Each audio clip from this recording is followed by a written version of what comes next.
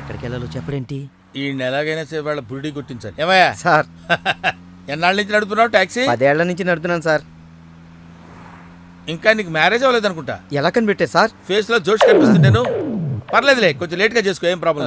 అవునాయా sir, నెలకి ఎంత వస్తుంది నీ టాక్సీకి? ఎక్కడ సార్, నైట్ షిఫ్ట్లు చేసినా 6,000కి మించి రావట్లేదు సార్. 6,000? అవును సార్. 6,000తో ఎలా బతుకుతావయ్యా?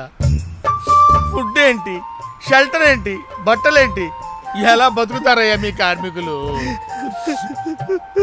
సార్, ఏ ఎదవో మా గురించి ఇలాగా ఆలోచించలేదు. ఏదో మీలాంటి వాళ్ళు తప్ప. ఈ యాపిల్ నీదేనా? నాదే సార్. ఏదో తేడాగా ఉన్నట్టున్నాడే. ఏమైనా కష్టపడేవాడు సొమ్ము తినాలంటే చాలా కష్టంగా ఉంటుందయ్యా. ఈజీగా తినేస్తున్నాడు, కష్టం అంటాడేంటి?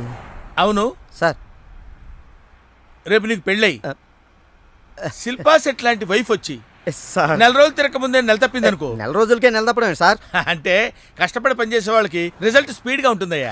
Thank you sir. రేపు పిల్లలు పుడితే ఆ పిల్లలకి ఫీజులు, బట్టలు, బూట్లు, అంతేకాకుండా ఇంకా ఎన్నో కావాలంట. ఊరుకో ఊరుకో ఊరుకో, బాధపడకు సార్. మా కష్టాల గురించి ఆలోచించే కస్టమర్ మీరు ఒక్కలే సార్. సార్, ఏంటి? మీటర్ వేయడం మర్చిపోయాను సార్. నేను పర్సు తావడం కూడా మర్చిపోయాను. వెనకెళ్ళి పర్సు తెచ్చుకుందాం అండి. వెనక్కెళ్ళి పర్సు తెచ్చుకోవడం ఎందుకయ్యా? ముందుకెళ్ళి క్యాష్ తెచ్చుకుందాం మా మామగారింట్లో. కర్నూలు పోని. Okay sir. తింటావా? మీరు తినండి సార్.